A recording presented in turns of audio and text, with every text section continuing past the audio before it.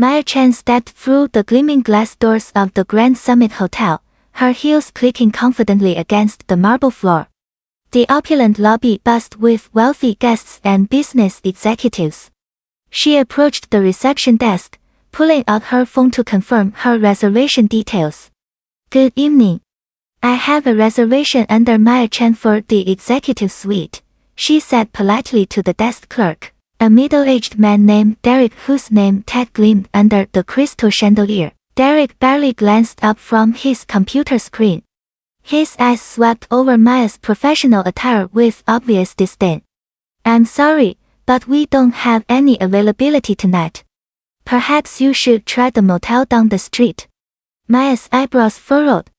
"Excuse me. I made this reservation 3 weeks ago. Confirmation number is HC4492. She showed him her phone screen displaying the booking details. Derek smirked coldly. "Look, lady, I don't know what kind of scam you're running, but this establishment caters to a certain clientele. You clearly don't belong here." The words hit Maya like a slap. Other guests began staring, whispers rippling through the lobby. Derek pressed a button under the desk. "Security to the front desk, please. We have a situation." Outside on the sidewalk, Maya's hands trembled slightly as she pulled out her phone. The cold night air bit at her cheeks, but her anger burned hotter.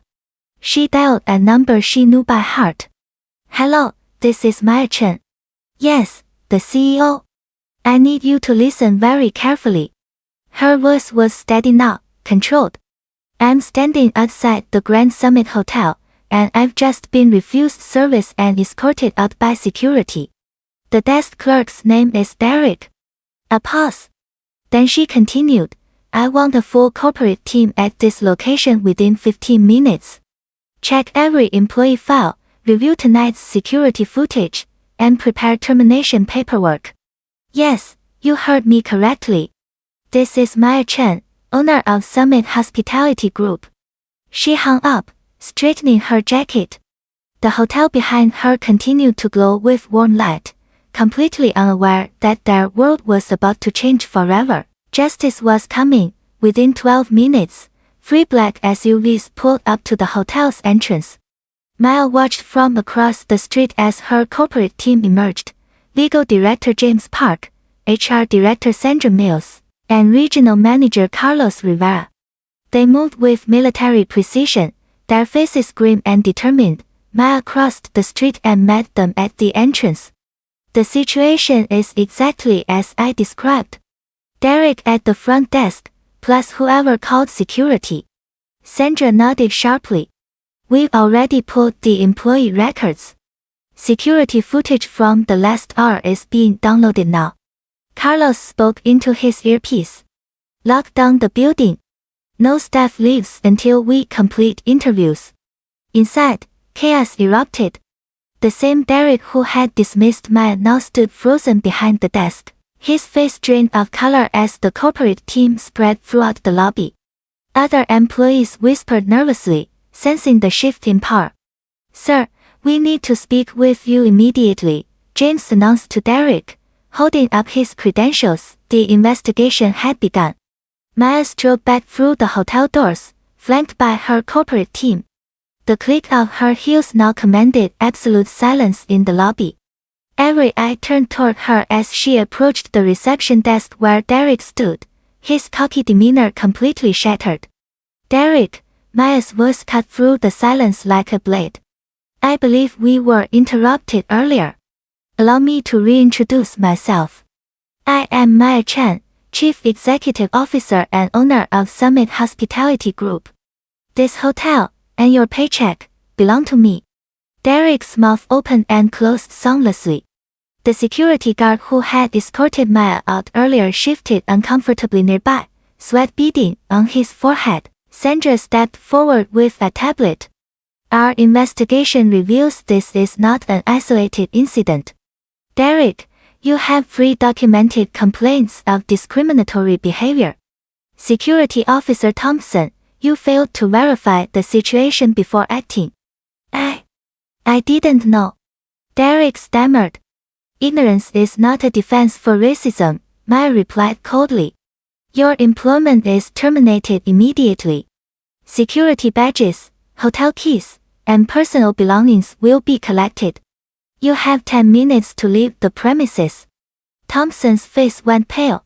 Ma'am, please, I have a family. You should have thought about that before you humiliated a guest based on the color of her skin, Carlos interjected, handing him termination papers. Within minutes, 3 more employees who had witnessed the incident without intervening were also dismissed. The lobby watched in stunned silence as justice unfolded before their eyes. Maya turned to address the remaining staff, her voice carrying across the marble lobby. Tonight marks a new chapter for this hotel. We will implement immediate changes to ensure every guest, regardless of race, religion, or background, receives the respect they deserve. Sandra announced the promotions. Lisa Martinez, you stepped forward during our investigation to report previous incidents. You are now our new front desk manager. The young Latina woman's eyes filled with tears of gratitude. Marcus Johnson, your integrity during tonight's interviews shows true leadership. Congratulations on your promotion to head of security, Carlos added. Within hours, new training protocols were established. Diversity posters replaced generic artwork. A zero-tolerance policy was posted prominently at every station. The hotel's atmosphere shifted from cold exclusivity to warm inclusivity. This establishment will now serve as a model for our entire chain, Maya declared. Every Summit hotel will follow these standards. The transformation had begun, turning a place of discrimination into a beacon of equality and justice. Maya stood in the renovated lobby 3 weeks later, watching diverse families and business travelers move freely through the space. The same marble floors now reflected faces of every color, each guest treated with genuine warmth and respect. Lisa approached with the evening report. Occupancy is up 20%, and our guest satisfaction scores have never been higher. Maya smiled, remembering the humiliation she had felt on these very floors. Change is possible when we refuse to accept injustice, she said quietly. The Grand Summit Hotel had become more than a business success. It represented hope, proving that one person's courage to stand against racism could create ripples of transformation. Other hotels in the chain were already adopting the new standards. Sometimes justice comes not through committees or slow bureaucracy, but through the swift action of those with power who choose to use it righteously. Maya had turned her painful experience into lasting change for countless others.